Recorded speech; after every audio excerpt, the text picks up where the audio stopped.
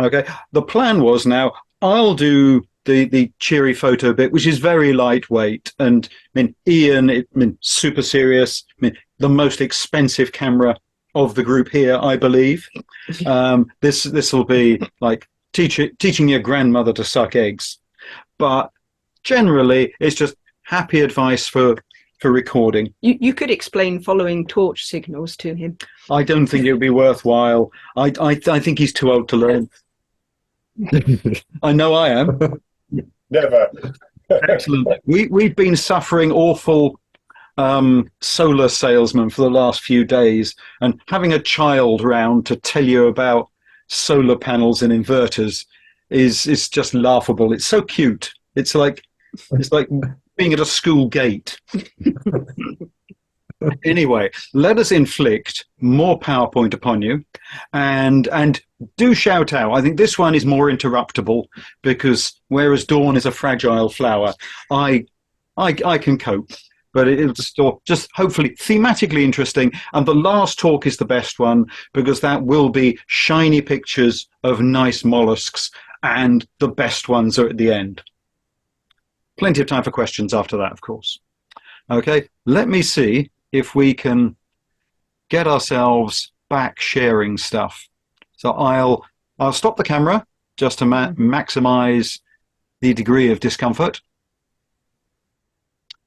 Oh, there's one. That looks shareable. Ta-da! Oh, it's even told me I'm screen sharing. This is good. Can everybody see the start screen of a PowerPoint? Yep. Excellent. Brilliant. Excellent. You'll see this one is quite old. I think I originally did this on the Sillies in 2009, and thus it covers me from before I was just sort of entirely an Olympus person. So it almost gives the impression that I'm agnostic. Oh, slow transitions. Okay, so call this snapping tiddlers, and whether this is taking pictures of tiny things or just for the sake of it, for creative reasons, or taking pictures so you can bring them back and identify things. It's the same kind of technique, and I've always thought there were about 3 distinct types of sort of photography underwater. There's simply proving you were there, which is pictures you can't recognize, but it proves you were there. There's equal photo. This is more the kind of thing we'll focus on here. And then the third type is ardent speckling and stuff. So this is dab on the fringes, and all the rates includes 20, or Tom Blending will be 20 years old next year. Standing up well. He's doing pretty well. Excellent. Ooh. So the basic problem is lots of people expect cameras, like they expect phones, to capture the view they see. And not only are eyes extremely acute, but your brain fills in massive amounts. So lots of people are very, very disappointed by their photography, or very, very impressed by it, and then disappointed in equal measure because you can never quite get what you hope for. So whereas a picture is worth a life that you saw a particular animal, you only need to derive 2 pretend Latin words. And that doesn't need brilliant photography, it just needs some practical photography, and that can definitely develop into art and sort of pleasing gallery animals. So to identify stuff, you need colour, quite obviously, patterns, stripes and spots, although none of these things are always a dead cert. You can meet sort of damaged animals, unique animals, unexpected animals, and so having a picture is a good way of putting together the selection of identifying factors you have, like shape, body, fins, mouth, the habitat they're in, little things like rhinophores, lips, feet. The sight is tricky. I find that if you're reasonably experienced, you can work how big animals are from the things around them, but from talking to people who aren't familiar with the seascape underwater, they can be completely at sea. Very much like our local fisheries people who haven't the faintest idea what they're looking at. Okay, so for ID features, sometimes one is enough. So top right, got a velvet swimming crab, and the red eyes are a giveaway. Buck teeth are also a giveaway, but one of those is enough. On the left, we've got a long-spined sea scorpion. Still checking. Is that not short spine? No, look at that long spine. You can see on its cheek. Okay. That's weird. It should have a lip bubble. Dawn's not convinced. I think it's got a steep face, not the shoe face. I was thinking it had a shoe. Never mind. Now we Carry can argue on. about it, but we can argue about it because the photograph came back. Mm. And some species, like the little goby, bottom right, are nearly impossible. I think I know what that is, but then it's not got colour on the fin to be the right kind of thing. So even brilliant pictures can sometimes be no help at all. They prove you have a class of animal. But how could you record these things? There are schemes. You can try to remember it. We know a high-ranking member of Natural England who can't remember a single part of her dive and has to write everything down. She also can't remember how to use a camera. And, well, that's her system. That worked for her. Someone else can write it down. You can sketch things. There's a fish recording system, Phlegms, and there are other animals. But it's hard to write stuff down and capture everything quickly, which can, to my much younger self, being quite exasperated. That's why here. And so a camera is perhaps the answer. And at the time, we were agnostic that this is a Fuji and is very typical of little cameras. And little cameras, well, big and small cameras, can catch the close-up stuff you want. Close-up is the natural playground of small cameras. Ian, who has big cameras, and Dawn, who has a medium-sized camera, will know that once you have a big camera, getting close to things is complicated by the bulk of gear you carry. So little handheld cameras are sort of the way to start getting nice pictures of little things. And then you have to be quite good to wield a bigger camera, or practiced. But they have a capacity for hundreds, if not thousands of pictures per dive, and it's very easy to share. So some of the terrible pictures we may have seen can easily be shared. And bizarrely, although this picture is terrible, I can tell what it is. And so that's good and ID, because it's got some of the shape characteristics we might need. But why isn't every picture great? Why doesn't the camera know exactly what? And the problem is that cameras have plenty of choice. And the choice to do the wrong thing. So this is another terrible picture I can completely identify. So this one is a macropodia crab, just enough to tell. So most of the subjects for ID are small, and because of optical complications, small things are hard to take pictures of. So most people use what I would call a mental zoom. They will be near an animal, they will use a camera that far away, and they will take terrible pictures at gross distance. So you need to get close because you want to use the magnification of your camera to its absolute maximum. And if you're one of those people who is old or has discovered that if you can't see something, you can take a picture of it close up and then make it way, way bigger, this is the same kind of thing. But underwater, you have complications like loss of color if you're not really close up, and scatter through the crud in the water. I put macro mode in inverted commas because some work and some don't. And all it does is give the camera a hint around what you are allowing it to do. If you set it to macro and 3 feet away, it can't work miracles for you. The macro mode lets you focus close and often doesn't stop distant focus, so you can usually leave it in that mode for diving. But most cameras have a threshold beyond which you cannot get sharp pictures. So macro mode has its limits and varies massively between models. One of the most useless macro modes, or the most useless macro modes, appear on Canon and Nikon SLRs, where it really just allows you to select a picture of a flower, so you have a picture of a flower to take home, because it doesn't do anything to the setup of the camera that will materially improve your picture. It's utter shite. Little cameras can improve their macro, and so most of them will allow you to get pretty close. But as you get close, the precision of focus becomes more important, and so focus becomes more difficult, and eventually cameras simply can't focus. Shake becomes a problem, and that problem can make it harder for the camera to focus. You're moving, the camera is trying to track stuff that's moving relatively, and it doesn't work. So often the way to improve your macro photography is to back off a bit, to give yourself a better chance and to give the camera a better crack at it. I mentioned super macro modes. Some of those can be hard work. They are yet slower to focus, so they make the problem worse, or worse problem even. Worse problem there is.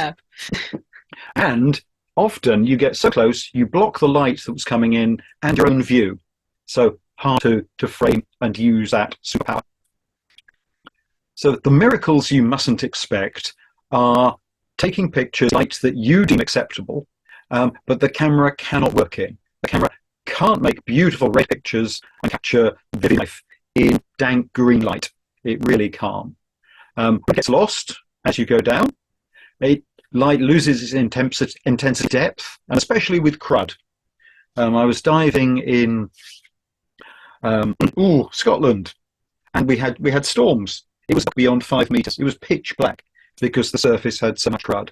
And if you're low light, the camera takes longer to collect enough light, and you'll get blurred photos. And so natural light is really viable for ID in the very shallows, rules and stuff. Habitat ID made a bit deeper, but you need a stand, and you basically need animals that don't move. And that, of course, leads us on to flashes. Built-in flashes suffer from backscatter, snow, and all but the very, very clearest water. And even worse in bad visibility, where lumps of crud are floating around and light bounces straight back off it. It's rather like red eye when you steam into a party of merry people, shoot them straight in the face of the bright light, and you get the red retinas reflected straight back at you. And so the diffuser's cameras often helps a bit, but it's only going to make the blob soft. Getting close is the thing that reduces the problem, because with less water in the way, you've got less particles in the way, and you've got less light loss. And one of the problems with the tiny flashes, little cameras, is they are feeble, utterly, utterly feeble. So if you wanted to set up for ID, you'd set your camera for GoPro. You'd use the flash, and that would cover you for things from, say, coin size to cat size. And that'll need practice, because whereas on land, by default, only an Egypt runs around wobbling, underwater, everything's floating around in different directions. So you need good buoyancy control, staying still English, steady hands. You can track the object using your hands as you are floating away. I've often been carried around a corner, thought that was interesting, and then had to reach behind me to take a picture as I was carried off. And the shutter itself should not shake the camera up and down. I've seen people complain about blurred pictures and then press the shutter as though they were firing a gun, which again, they should also be doing very gently. So the massive light in the picture is to aid focus. Cameras need light like you do. If you've ever walked across a dark bedroom and then broken your toe over the edge of a bed, you know that you can't focus in the dark, and cameras can't either. So a torch, which does not have to be honking massive, just a picture I stole had one, is great, not for primary lighting. Only the most massive torches can really rival the power of even a quite modest camera strobe. But they help focus, and they can be a better bit of backup, and that'll lift shutter speeds as well. So for the uninitiated, the tulip symbol is supposed to be the international symbol for macro, and most cameras that have one of those should allow you to focus within about 6 inches. The way that distance is measured differs. So for a small camera, it's from the glass, and from a big camera, like an SLR or something like that, it's from the sensor, so it doesn't include the length of the lens. So lots of people go, I can focus within 6 inches, and then find that they are misjudging how close that'll let them be, either forcing them further off than they expect and not exploiting the lens fully, or actually they are sort of transgressing it because distances look greater underwater, and sometimes people can hover within 6 inches thinking they should be fine, but they're really, really not able to there. So macro drill is, as you get closer, because focus gets more sort of precise, that precision takes more effort, focus gets closer, so you'll have to hold still for longer. As you zoom, the focus will get slower, because you lose depth field, you lose tolerance. And often with cameras, the closest focus will move further away as you zoom in as well. So you might find that there's a good balance where you're zoomed in about halfway, and that's as close and as magnified as you can get. It can be very hard to match the claims camera makers put out. So often, running around a garden, practicing, or even dedicating a dive to seeing how close your camera will work pays dividends. the footnote here says that Olympus TGs get a buy from some of these concerns because they tend to focus very close. They tend to focus at the same distance throughout their zoom range. And you can use their flash very close because they're flat-fronted. They don't shadow themselves. So they have a lead in quite a few facets, even though they're only a little camera. Yeah. Flash comes with a choice of modes, and it's patronizing to say, touch the button, but the important thing about flash is not so much knowing where it is, but knowing what mode you're in. The flash is a little piece of captured light that supplies a pure white light the camera is prepared for and already balanced for. So whereas using a torch, using ambient light, you can get strong casts and have ways of managing them. The camera is normally absolutely prepared and configured and calibrated for its own source of light. Another bonus you get is the flash of light is extremely short, and where the flash is the dominant source of light, it also becomes the shutter speed. And so using flash will still your subject better than even light on a bright day, because it will only flash and only illuminate for a while. Also, the camera is controlling that light as best it can, and so often it'll provide all it needs. And one thing we need is to persuade Dawn to turn her phone down a bit. I turned it off. No, off apparently. So it's managing its own light, even though it's often feeble. And people will say, "Oh, I wasn't able to take a lovely picture of that shoulder fish." And you go, "Well, they're 6 feet away. That is beyond the range of the tiny flash on your camera. You need to dress up like Rob and Ian with an elk's head with 2 exploding lamps on to cover that kind of stuff. You need big gear for bigger scenes." And then just frighten the fish away. Not if you like, not if you smell. Okay, so with flash, you never leave it on auto because it might fire, it might not. Guessing what can happen is unrewarding. So the thing about the flash, set it on or off. Force it on for the close stuff you want to light, and turn it off if you're too far away and you're just scatter with no benefit from light. In fact, this piece of wreckage, you can see if I'd had the flash on, I would have lit the crud in the way of it. And this way I get the ambient light view, so the view I'm seeing. Very good picture. Avoid all the red eye and clever settings, because bursts of light, which are supposed to close irises down, scare animals off just like they scare people. It's not really much use. Backscatter cures. I mean, only using the flash selectively. So really not much more than a meter away. Further than that, and you're just lighting crud. Strobes, which is what grown-up people call flashes underwater, are the best solution. And so they should be. The things cost £3, £4, £5, as much as you want to spend, £100.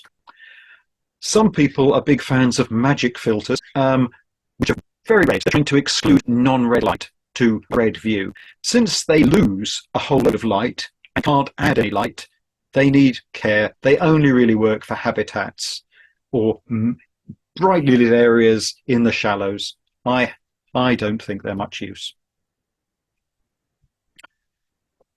So on your little cameras, you get exposure modes, and weirdly, this was written before TGs and Olympus started offering underwater modes, which are much more common now. So auto is, often disables some of the controls you'd like, so don't use that. It's expecting land photography. It won't expect heavy color casts. Program mode, which is called manual on some, I think Fuji's, tries its best. If it does, you could try that. It's a reasonable default. In the early days, on cameras that didn't have an underwater mode, we sometimes liked sports because it would try to give you a fast shutter speed. And I think a Canon that worked very nicely for shooting fish up to, say, 3 or 4 feet away. Quite good. Some sports modes, I think like the Fuji's, decided you would never take pictures of small sports. So selecting sports mode would exclude macro mode. And so if you wanted to take pictures of Olympic tiddlywinks, you were stuffed. And also, it was no help underwater. The SDGs actually have underwater modes that are really well judged. I've tried to simulate them manually, and aside from film speed, which is the bit we'll talk about now, they do a pretty good job. So for ID pictures, for close-up shots, you want the cleanest, brightest, sharpest pictures you can. And ISO, ASA, or film speed are describing how sensitive the camera makes itself.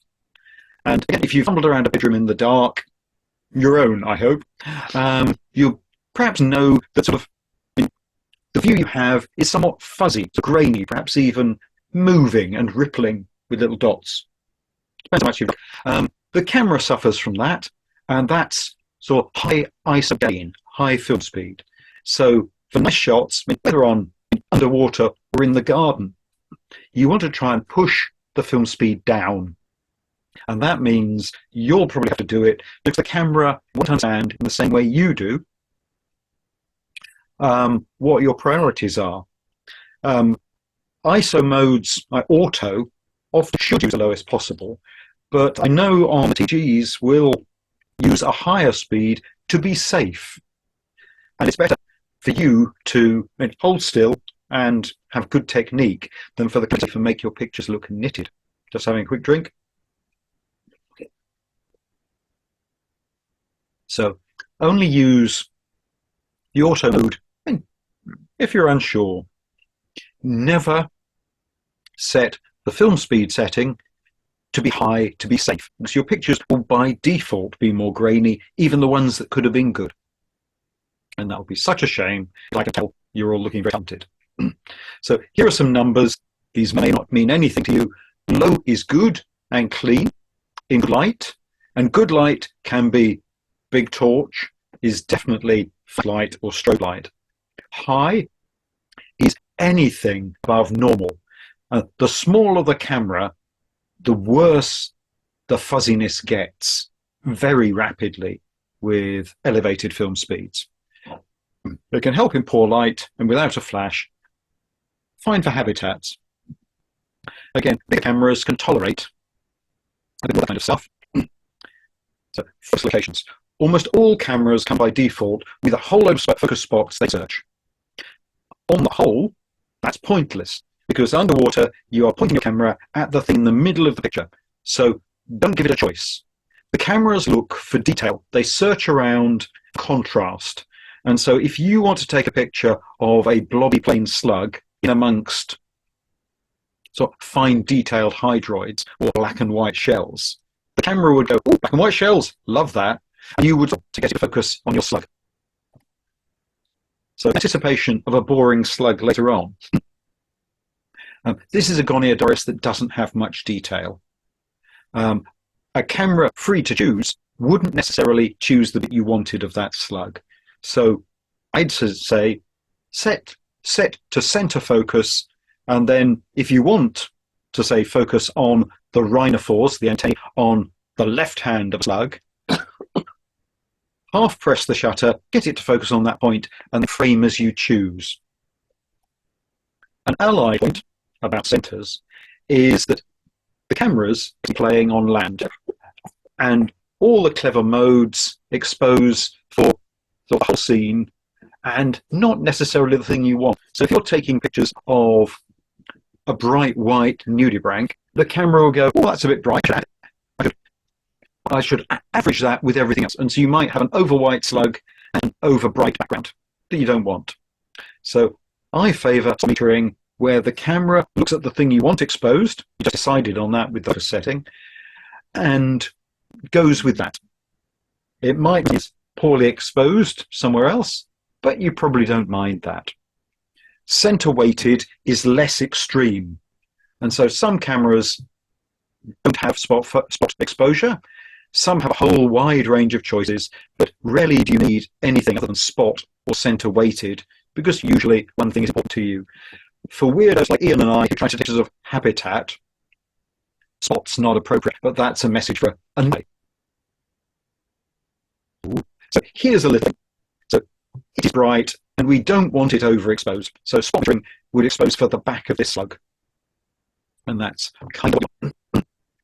I think it pays to have a strategy when you're taking pictures, and one thing is to play safe. I mean, start taking pictures a distance off and close in. On one hand, you're just a throwaway. On the other hand, animals become more familiar with a weird flashing thing and don't run away if it's approached them slowly. And on the outside, you start to spot the mistakes you're making as you approach your subject. So review it's going. You can sort of move into detail, and the better the picture you get, you'll see the top one is a bit pasty, the bottom one is more true to life. The flash is having more of an effect, and it gives you better material to play with once you get home. Back home on the computer, you can make the most of a lot of pictures. I think this week on the internet, a nice lady posted a picture of a cuttlefish and its eggs floating on a mooring rope. And I think Ian said, "Oh, if you had the raw, you could do that." And he said, "Oh no, I like it just as it is." And I thought, that's a shame, because you could see there was enough red in that cuttlefish that it could be significantly improved. So very rudely, I just grabbed it and just tweaked it up, just to show you could have a nicer colour cuttlefish. And she's got the original, and maybe she will, maybe she won't. But you can almost always make the better of a picture. It doesn't have to be raw for it to be improved, but that does give you more scope with sort of blown out highlights and stuff. So knowing your enemy is deadly important. And I think there's a scale of difficulty here where sessile, static, big animals are comparatively simple. Mobile little ones are really hard. And the league of difficulty has fish and seals at the top, where it's a matter of luck where you can get them. You just have to try a lot. Slugs and cup corals are very small, very hard to get the nice pictures you'd like. And then things get easier as they get larger as you go down. Sponges and anemones are treats. They don't go anywhere, and that's why they're so boring. Start with something simple, practice on the static stuff, and move your way up that league, and eventually sort of dream of having a nice picture of what's the worst thing possible. Seals are really difficult. Sand eels, almost impossible. Transparent gobies. Transparent gobies. I've got some nice pictures of those at night because they couldn't see what they were doing. Eventually, your picture will come to you. Transparent squid, halitoothed. Squid. That's the worst. Oh yes, they are horrendous. Okay, so we'll do the top three and talk about them a bit. So, slow animals or fish. Tompot is a displaying fish. So, on the south coast, they just hang around and you can just shoot them in the face. Whereas in Norfolk, they're nervous and they need to be in a happy point, so like the ones Dawn showed. But again, sort of, they're a macro-sized object, set to macro, use the flash, you'll have to be quite close, hold nice and steady, because shaking around will make them nervous, it'll scare them off, and try for several, keep shooting, they'll do the expression. You cannot make the fish smile, but you can get it to move around during its breathe cycle, it'll make different faces, and check your results. If you're down on a dive trying to take nice pictures of fun things, allow yourself a couple of minutes with something you like and try and take a few pictures of it. Unlike me, not those 2 minutes at the far end eco, so you'll need to spend 10 minutes on the way up instead of 1. Classic mistake, particularly at Queenie Reef in Loch Rowan. When it's cold. When it's cold. It's always the interesting thing turns up just as you need to leave. Territorial fish can be easier, but these are, I shouldn't say easier, we're going up in difficulty.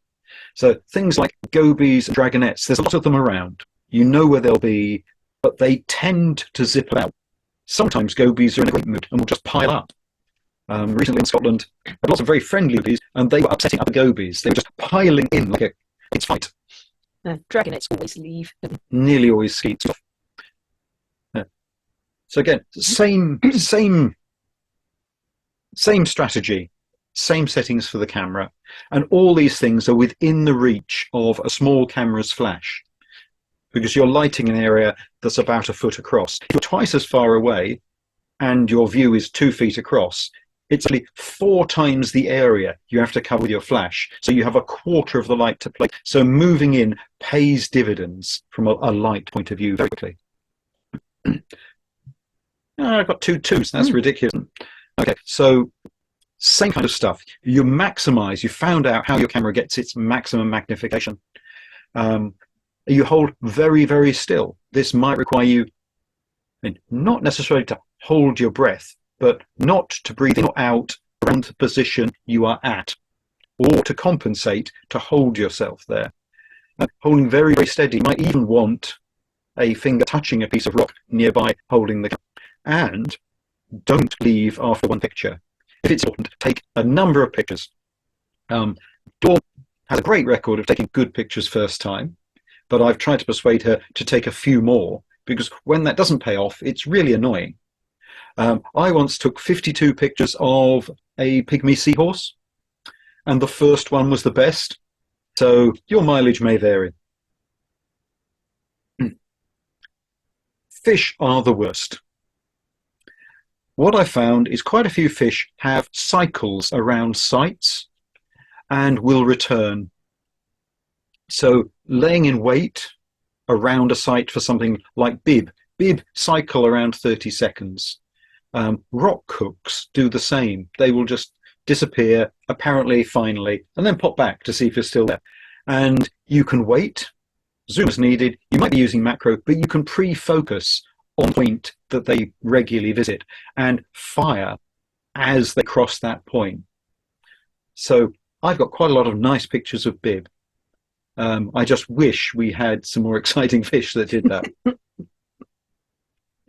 Always the same.